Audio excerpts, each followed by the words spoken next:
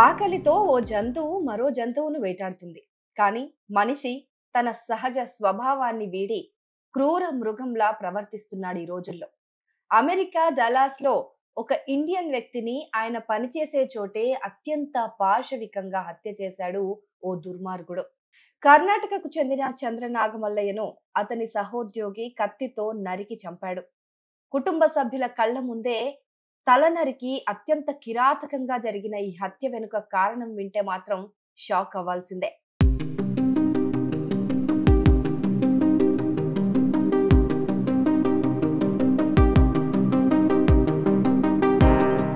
ఒక చిన్న గొడవ మనిషి ప్రాణాలని బలితీసింది.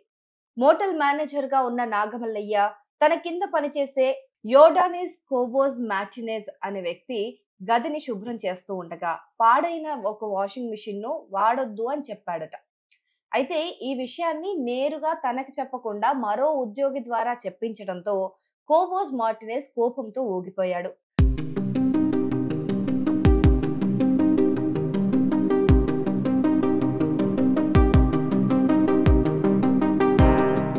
కోపంతో రెచ్చిపోయిన నిందితుడు ఒక పెద్ద కత్తి తీసుకొచ్చి నాగమల్లయ్య పైన దాడి చేశాడు. ప్రాణభయంతో నాగమల్లయ్య పార్కింగ్ ఏరియాలో పరిగెడుతూ ఉండగా కోబోస్ మార్టినేజ్ అతన్ని వెంబడించాడు.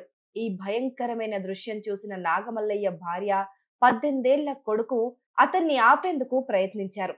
కానీ ఆ దుండగుడు వాళ్ళను పక్కకు నెట్టేసి వారి కళ్ళ ముందే నాగమల్లయ్య తలను నరికేశాడు.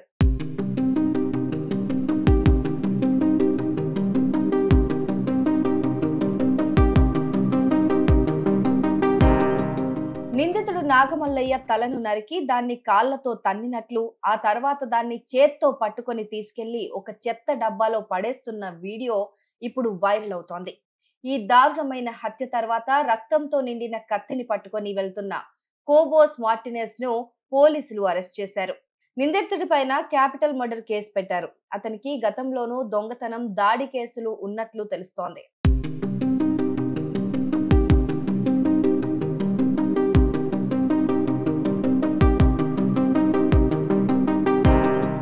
ఈ హత్యపైన భారత కాన్సులేట్ ఎక్స్ లో స్పందించింది. నాగమల్లయ్య హత్య తమను దిగ్భ్రాంతికి గురిచేసిందని పేర్కొంది.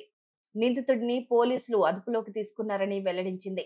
బాధిత కుటుంబ సభ్యులతో సంప్రదింపులు జరుపుతున్నామని, వారికి సాయం చేసేందుకు సిద్ధంగా ఉన్నామని తెలిపింది.